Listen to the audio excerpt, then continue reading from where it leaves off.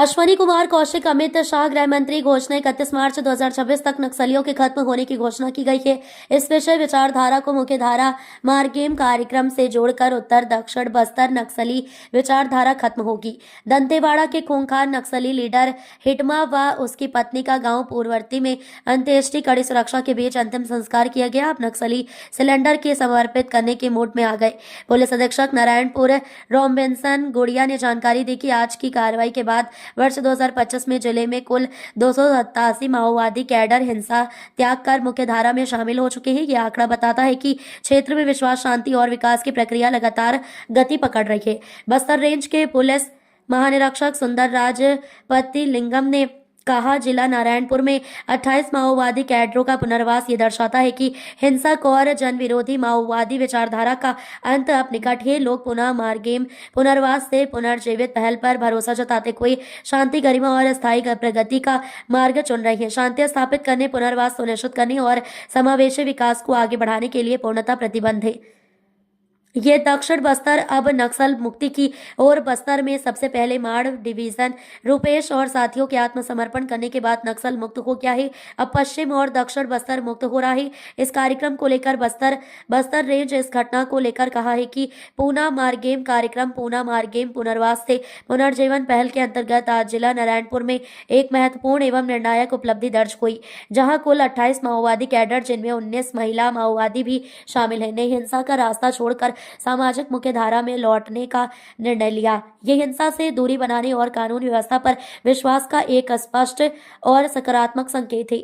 Police अधीक्षक Narayanpur Robinson गुड़िया ने जानकारी दी कि आज की कार्रवाई के बाद वर्ष 2025 में जिले में कुल 287 माओवादी कैडर हिंसा त्याग कर मुख्य धारा में शामिल हो चुके हैं। बस्तर रेंज के पुलिस महानिरीक्षक सुंदर राज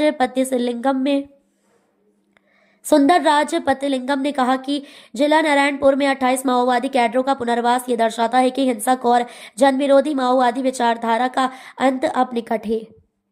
में पुलिस बल और सीआरपीएफ द्वारा जो लगातार नक्सल अभियान चलाया जा रहा है, उसके अलावा जो क्षेत्र में लगातार कैंप खोले जा रहे हैं अंदरूनी क्षेत्र में, उससे प्रभावित होकर आज 15 नक्सलियों ने आत्मसमर्पण किया है। इन पे 48 लाख का इनाम है। जो आत्मसमर्पित नक्सली है वो बटालियन नंबर 1 के 4 नक्सली है। उसके अलावा Konta area committee, Kisaram area committee, Keralapal area committee के भी नक्सली है। मैं इस मौके पे सभी नक्सलियों से ये अपील करता हूँ कि जल्द से जल्द आत्मसमर्पण करके सरकार की जो पुनर्वास नीति है उसका लाभ उठाए। सर, एक कल पत्र आया था ऑपरेशन बंद करने का, जो पत्र आया है वो नक्सलियों का जो मध्य प्रदेश, महाराष्ट्र, छत्तीसगढ़ एरिया है उस क्षेत्र का है। तो उस क्षेत्र में जो सरकार है और जो पुलिस का बल है उसके हिसाब से उसका प्रत्युत्तर देगी। अपना जो इलाका है दक्षिण बस्तर डिवीजन है, उसमें जो रणनीति है वो अलग क्षेत्र के अनुसार अलग अलग है। सर, अभी भी नक्सल अभियान जारी है, क्षेत्र में कैंप खोलना जारी है और जो नक्सली आत्मसमर्पण करना चाहते हैं, पुनर्वास करना चाहते हैं, उनको भी हम अपील कर रहे हैं कि जल्द से जल्द पुनर्वास नीति का लाभ उठाएं। सर, ऐसे लगातार हो रहा है सर, अभी ऐसे कितने नक्सली अभी बस्तर में बचे हैं? नहीं, उनकी जानकारी है। अभी एक निश्चित आंकड़ा बताना शक्य नहीं है, लेकिन अभी भी लगभग नक्सली बचे हुए हैं। मतलब लगातार ऑपरेशन किए जा रहे हैं। उसके अलावा कैंप भी खोले जा रहे हैं। उसकी वजह से लगातार नक्सली आत्मसमर्पण कर रहे हैं। सर, कौन कौन बड़े नेता जो है सर बचे हुए? नहीं, आप सभी को उसके बारे में जानते हैं। माड़वी हिड़मा के मारे जाने के बाद बटालियन नंबर 1 के जो बड़े नक्सली है, उसके अलावा पश्चिम बस्तर डिवीजन के जो बड़े नक्सली है वो भी अभी भी है, तो जंगल में काम कर रहे हैं।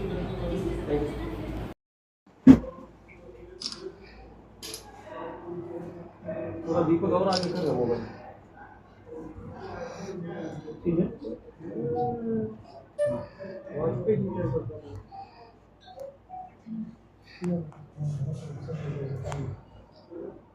टूट गया मोबाइल।